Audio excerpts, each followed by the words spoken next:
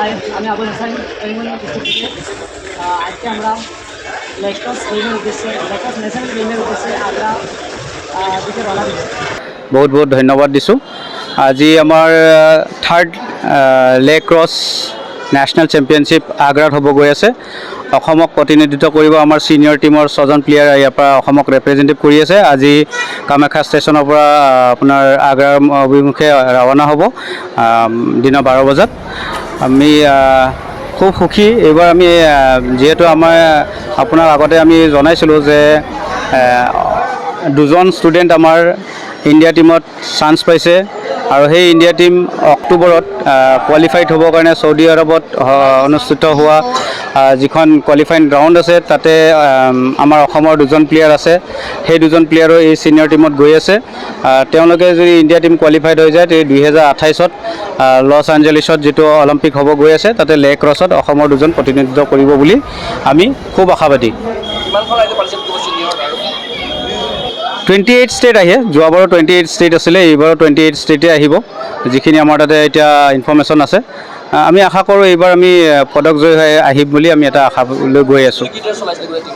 সাংঘাতিক। আমাৰ এওঁলোকে দিনে ৰাতি প্ৰেক্টিছ কৰিছে, খুব ৰানিঙৰ প্ৰেক্টিছ কৰিছে, খুব ডেডিকেশ্যন, খুব চিনচিয়াৰলি কৰিছে। আমি আশাবাদী যে এওঁলোকে এইবাৰ সুফল আনিব। ড্ৰ ছিটটো এতিয়া গম পোৱা নাযায়, যিহেতু আমি তাতে যোৱাৰ পিছতে গম পোৱা যাব। কিন্তু আমাৰ আশা আছে। যোৱাবাৰ আমি হাৰিয়ানাৰ লগত খেলিছিলোঁ, ছত্তীশগড়ৰ লগত খেলিছিলোঁ, চণ্ডীগড়ৰ লগত খেলিছিলোঁ। আশাবাদী সেইবোৰ ষ্টেটৰ লগতে আমি খেলিম বুলি। আৰু তেওঁলোকে 28 তাৰিখে ৰাতিপুৱা গৈ পাব আৰু 29 তাৰিখে আমাৰ ৰাতিপুৱাৰ পৰা খেল আছে। অসম দলটোৰ লগত ময়ে গৈ আছোঁ, বাকী আমাৰ 6জন প্লেয়ার মই গৈ আছোঁ। আশা করছি আমরা সবাই ভালো একটা প্ল্যাটফর্মে জায়গা পাবো এবং আসামের তথা ভারতের নাম উজ্জ্বল করবো। আপনাদের সাথে আপনাদের উদ্দেশ্যে একটি কথা বলছি, শুধু আমাদের জন্য আশীর্বাদ রাখবেন যেন ভালো একটা প্ল্যাটফর্মে আমরা জায়গা পাই। 2028 সালে যেন আমরা সবাই অলিম্পিকে চান্স পেয়ে যাই এবং এই আশা রেখে আমি আমার চন্দন স্যারকে বলবো কিছু একটা বলতে। তিনি ওনার নিজের ভাষায় বলবেন, বলেন এই গেমের উদ্দেশ্যে। নমস্কাৰ।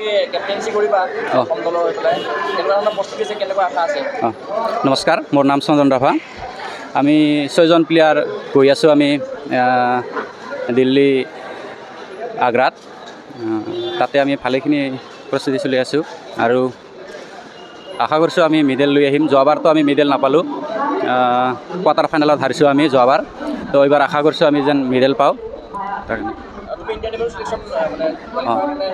হয় হয়, চৌদি আৰবৰ কাৰণে চিলেকশ্যন হৈছোঁ ইণ্ডিয়ান টীমত।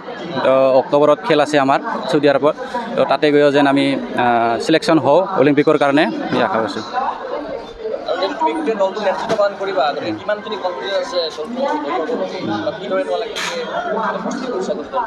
হয়, আমাৰ গোটেইকেইটা ছিনিয়ৰ প্লেয়াৰে চবেও ঠিকে আছে। তো নিজৰ নিজৰ দায়িত্ব নিজে চাব পাৰিব, তথাপিও আমি আছোঁ এইখিনি। মোৰ আলাউদ্দিন ছাৰে কৈছিলে কিছু এটা বলেন যেন লাষ্ট ইয়াৰ ছাৰে খেলি আহিছে, এক্সপিৰিয়েঞ্চ আছে, সিলেকশনও পাইছে, চৌদিলৈ যাব। তো কিছু তাৰ বলেন আমাদেৰকে উৎসাহ দেন। আমাৰ হয়, নমস্কাৰ, মোৰ নাম আলাউদ্দিন খান। মই চিনিয়ৰ লেক্ৰছ দিল্লী আগ্ৰাত যাই আছোঁ। তাতে আমি দিনে ৰাতি কষ্ট কৰিছোঁ। ৰাজস্থানত ইণ্ডিয়া টীমত চান্স পাইছোঁ। ডুবাইত খেলিবলৈ যাম। ডুবাইত কোৱালিফাই হ'লে 2028ত অলিম্পিক খেলিম।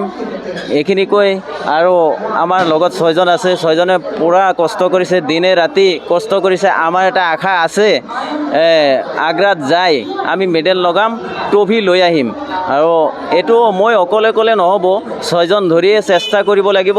কিন্তু এইটো বস্তু অকলে খেলাৰ বস্তু নহয়, চবেই চেষ্টা কৰিব লাগিব যে আমি অসমৰ আসামক মেডেল লৈ যাম আৰু ট্ৰফিটো লৈ যাম।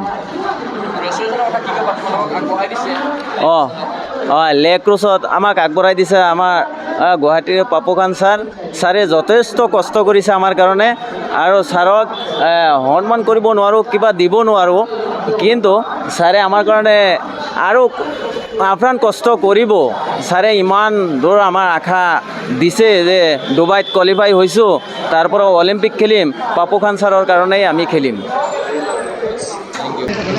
খেলা ডিষ্ট্ৰিক্টৰ পৰা আহিছোঁ মই পুৰস্কাৰ নতুন শুনিছোঁ লেক্ৰছ নেশ্যনেল গেম খেলিব যাম দিল্লী আগ্ৰাত আমাৰ লেক্ৰছ নেশ্যনেলৰ কেপ্টেইন হৈছে চন্দন ডবা আৰু আমাৰ লগত আৰু 5জন খেলুৱৈ আছে মই আছোঁ মোৰ লগত আৰু 4জন গ'লকিপাৰ হিচাপে মোক নিৰ্বাচিত কৰিছে আৰু আমাৰ ডুবাই খেলিব আলাউদ্দিন আছে ইফালে চন্দন আছে 2000 যদি ডুবাই খেলিব পাৰে সিহঁতে 2028 অলিম্পিক খেলিব এইখিনি মই